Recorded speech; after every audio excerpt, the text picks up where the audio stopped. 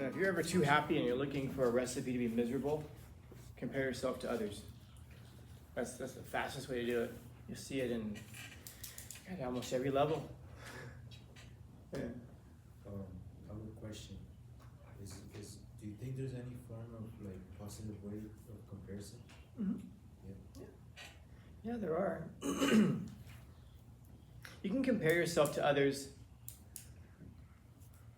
when you're doing it honestly. So for example, I hear students that will, actually I overheard a student week before last, complaining about something with her boyfriend. And her complaint was that she was comparing their relationship to other people. Like one of her friends did such and such. Like she was complaining that they don't go many places, they don't do many things. And that was her complaint. Like so-and-so they do that, so-and-so they do that. And I've heard stuff like that before, and like I wonder, like yeah, but so they do those things, but do they do the things that you do? When you're comparing for the purposes of deficiencies, that's a problem. When you're comparing the overall structure of something. So for example, I think the easiest way is to think of it is, let's say you have a business and you're, I don't know, you sell cheeseburgers or whatever. You can compare yourself to McDonald's to check yourself against them. In other words, are we faster than them, or are they faster than us? And if they're faster than you, to figure out why, so that you can be faster. Not for the purposes of putting yourself down, but for the purposes of improvement. So like kind of what you're getting at, like when we look at Instagram, people don't post their worst days on Instagram. They're not posting themselves being miserable and sad and all that. They're posting the highlights of their lives. And yet, when are we looking at Instagram? During the down periods of our lives. Like last night, since people were at grad night, do you think there's anybody who was on a roller coaster last night who was going through the stories on Instagram? Probably not. Probably not. They were making some of the stories. I saw a lot of my students had like their phones up and they're like recording as they were on the roller coasters. I saw a lot of that. But why did I see that? Because I wasn't on a roller coaster. And so we compare our lives sometimes, the down times of our lives to the highlights of other people's lives. And it isn't just going to be one person. You find one highlight, and then you scroll and you find another one, and then another one, and then another one. It seems like everybody you know has a highlight. What you don't see, of course, are the people who didn't post something, because they're just sitting there staring at their screens. But if you're going to compare the lowlights of your life to the highlights of everybody else's, you can't possibly help but be miserable. And that's true about a lot of things in terms of comparison. If you're comparing yourself, like I said, for the purpose of improvement, like you can like for example, like over at the gym, if I'll see some dude who's just jacked. I'm like, man, that dude's jacked. And then I'll look at what they're doing in terms of how they're lifting or what they're doing, what their routines are like. Okay, but I don't look at him and go like, man, that guy's jacked. And walk away all sad and miserable, because it's a fast way to make yourself miserable. It's good to look at what successful people are doing and to do what successful people do. That's how you become successful. You have to have some kind of a guide or some kind of a model of what to do. But yeah, doing it just for the purposes of putting yourself down or trying to find flaws with what you presently have going is going to be a fast way to be miserable. Yeah. As a general rule, I really despise that phrase. At least, I was talking to a guy who owns my gym. Actually, he's from. He grew up in Shelltown, and we were talking about the Dodger-Padres series last weekend. The Padres won 2 of the 3 games against the Dodgers. On Friday night, the Padres won, and they like ran out on the field and were like dogpiling up on each other, like they just won the World Series. And I was pointing out to him, I'm like, dude, like your team was still 5.5 games behind the Dodgers, like in the standings. What's the deal, man? Like you celebrate like you just won a championship. And he said, well, that's because our championship is beating the team that is probably going to win the championship. And I'm like, really, dude? He's like, well, yeah, I mean, at least we got 2 out of 3. And I said, dude, that's the problem, Smiley. It's that at least attitude. And some of the teachers here, we hear this kind of stuff all the time. Well, you know what, at least I did this, at least I did that. But is that how you really want to live a life? By going by at leasts. Like, excuse me, like right now, students are turning in late work, they're turning quizzes in, and there's a student yesterday, wasn't a senior, he asked me where a certain quiz was, so I told him, he went over and he got it, and he just did it really fast, and he turned it in, and he got 3 points out of 10, and he goes, well, I mean, at least I got 3.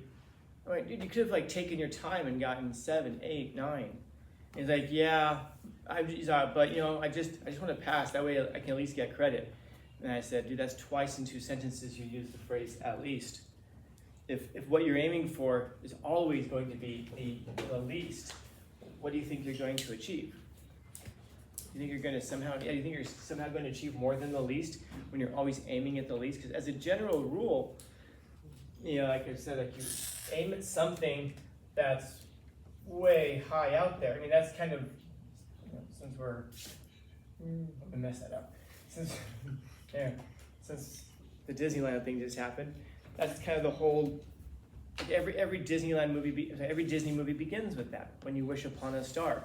That's the concept of the star. You aim at something that's way outside of your reach. It's something that it's possible, I guess, in the universe, but not likely, but it's still something towards which you orient yourself and you're always striving. Because if you're striving for that, even if you don't quite make it all the way to the star, you might make it, to the moon. And that's still pretty good. But if you aim for the moon, maybe you only make it to the atmosphere. Or if you aim for the atmosphere, maybe you only make it to the clouds. And you might say, but you know what, at least I got to the clouds. Yeah, but you could have gotten to the moon. Or maybe, you could have gotten to that star as well. And you can be left with that wondering for the longest while. I wonder if I could have. And those wonders oftentimes hit people when it's too late to actually do anything about it. And I'm sure you've heard the phrase before, it's never too late to fill in the blank. That's not true. Not true. There are times in your life when it is too late to do something. They're not as often as we think, but if anybody in here woke up this morning and said, I don't know what to do with the rest of my life, you know what? I think I'm gonna be a professional basketball player. Yeah, I think that'd be a lot of fun. Play a game, play sport for the rest of my life. If I were to ask you, do you play basketball? No, but I'm gonna go get a basketball today. Well, actually, I get paid Friday, maybe I'll go get a basketball Friday. Yeah, we'll go get a basketball Friday and start practicing. I'm telling you, man, it's too late. Oh, you don't know that. Yeah, I do. Yeah. I would bet Yvez's life on that. That's too late. I'm not gonna bet mine because it's still technically possible. That'd be crazy. But I'm gonna bet Yvez's life that you're probably not gonna do it. It was too late. Next. When did you have started? When you were 5? When you were 4? I don't know, something like that. Next. Yeah. But if you're sitting, by the way, if any of you are sitting there right now thinking man, I'm just, I got the grad plan, so at least I'm gonna get a diploma. And if you're sitting there right now thinking I don't know, maybe school, I don't know. Is it too late for any of you guys in here to go to Harvard? No, it's not too late. It's not too late. You still can. Go through community college, work your ass off, get very high grades, and you can, I don't know if they still take transfers. But if they still take transfers, then you can transfer at that point. Oh, but I screwed up all the way through high school. Yeah, maybe, probably. But if you're having that dialogue with yourself, you probably did. But that doesn't mean you can't turn it around now. It might be too late. It's not too late. As long as you get rid of that at least mindset, it is possible. Harvard's not the star that's out there. Harvard might very well just be the atmosphere if you realize it is possible. You're gonna have to work hard because you're gonna be behind, meaning that when you go to community college, you don't just reset from zero. You might have a deficiency in knowledge. You might be lacking some things, so that when you might be lacking some skills, so that when the professor assigns something, the professor might assume that you already know some things that you don't know because you didn't get those skills. Oh man, now I have to take a remedial writing class? Yes, but it's still possible. If it's what you want to do, it's not too late. There's a lot of things. There are a lot of things in your life it's not too late to do. In fact, there are very few things in your life that it's too late to do. Playing in the NBA is probably one of the things it's too late to do. Probably. But anything else? No. You know? Is it too late to buy an instrument and start a band? No. No. I bought my first guitar after I graduated from high school. And then fast forward a couple of years and we're on tour, man. We're making records. Pretty dope. It's not too late. Is it too late for you to start a business? Of course not. Of course not. So now what you want to do is spend the next couple of years developing a skill set and learning how to operate a business. I mean, you know, and it would have been better if you started that 4 years ago, but it also would have been better if you started 5 years ago. It also would have been better if you started 6 years ago. But the second best time to start it is right now. To get ready for that. Prepare yourself. All I'm saying is that there's a whole world of possibilities out there, but we convince ourselves it's not possible. Like I have students right now, this is the time of year where students come to me and they'll say very sheepishly, "Hey, Scout, so my grade." I'm like, I look at it and go, "Wow, that sucks." Yeah. Is it still possible to pass? Yeah. It's probably still possible even to get an A if you turn in late stuff. But I'd have to get like all A's on everything, right? Mostly, yeah. Just like if you want to get an A in a class, you have to get mostly A's. Yes, you do have to do that. So unless I do that, am I going to fail? What's that person asking me? Asking for permission to fail. I always tell them, whatever grade you want to get, you'll get. Like if you really want to get it, you put in the work, you'll get it. It's not no magical formula to it. It's pretty simple. Oh, yeah. I'm like way behind on everything though. Like yeah, you're probably right, but at least you'll get a diploma out of it though. At least. And I know I'm thinking about where I grew up, the neighborhood I grew up in. I heard this kind of phrase a lot, man, and you'll find it's so much more common than you even realize. At least this, at least that, at least this, at least that. Yeah, please. Thank you. I finally my turn. Yes. This quote kind of reminds me of smiling depression. Yeah. This kind Yeah, and if you see that person, it'd be really easy for us to think, man, they seem to have it all together. Man, they got it figured out. And some of you probably think that right now about other classmates, like, man, they have it figured out. I've got nothing figured out. Everybody here seems to have it figured out. How many times in the past year or so, or even the past 6 months, have you been asked, so what are you gonna do after graduation? What's your plan after this? And you're like, I want to get to graduation first. And now you're almost there, you're 2 weeks out, and how much has that kind of ramped up? So now what? What's next? And you almost get tired of hearing about that. What's next? What's next? What's next? You know? Because in your mind it might be, I don't know. I have no idea what's next. It seems like everybody else has something that's next. Now I wonder how many of us have friends who are going to go to colleges or they're just moving after high school. They're going to other places around the world. I'm sorry, around the country, or even, around the world, why not? And then we feel like, man, I'm stuck here in National City though. I'm gonna be here. All my other friends seem to be doing other cool things. That's just because those are the ones you've heard about. You know, it's just like this smiling depression thing. Why is it that we're smiling? Because we don't want anyone to know how sad we are. And don't you ever wonder how many people in the world are like that, smiling at you, and you have no idea how sad they are? Because, stop me if you've heard it before, but you don't know what you don't know. And we start to populate the unknown with our imaginations. I assume that person probably is really, really happy because they're smiling.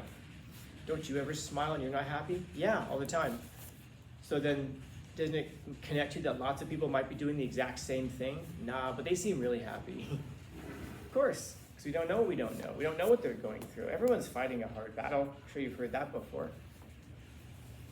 And so we should be kind to people because we don't know what battle people are fighting. I mean, how many people know the battles that you're fighting? How many people have you let in on that, told about that? It's probably not many, and most people are like that.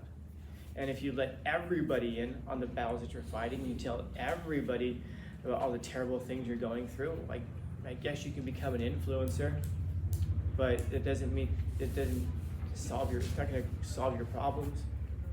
In fact, it's probably going to exacerbate them because that's what you become known for. You become known as a person who has a lot of problems. So, some people indulge in it. Some people really, really want to solve them. This is true. So, yeah, we're depressed when we see people smiling all the time. They're perpetually smiling individuals because we think they have it all figured out. They don't. They don't. If we admit our depression openly and freely, those around us get an experience of freedom because now they know that they're not alone. And that's one of the things that terrifies us, to feel like we're the only one, like we're uniquely cursed, or that we're uniquely messed up. Yeah. I don't know, man. I feel like Mike is scary as hell. Just an eyeball walking around, that would freak me out way more than a big blue monster. I don't know. Just Yeah, look just- at you and blink. Like when you're pulling up, when you're trying to wake up in the morning, you see like the big one. Yeah, exactly. One big eyeball Hello. staring down. Ah! Like that. Then it will be scary. Yeah. Questions, comments, concerns, complaints, criticisms, critiques? No, you're not wrong about that. That's why those movies are so wonderful. A lot of the Pixar movies and a lot of the early Disney movies, because they're tapping into something important. They're tapping into something universal. You're going to notice that, and this is a really important distinction. I think you'll see this in a lot of movies if you're aware of it. A lot of the Pixar movies and the old Disney movies, they describe the world the way that it is. And that's why we can relate to it. We can connect with it. That's why it's timeless, because the human condition doesn't change. No matter what happens to technology, the human condition doesn't change. Modern movies instead try to show us a world that they think, that those filmmakers think should be. In other words, they don't show us a hero who is, that reflects us. They show us, well, this is what you should want to be instead. There's no connection there. There's no connection there. So, others? Questions, comments, concerns, complaints, criticisms, critiques?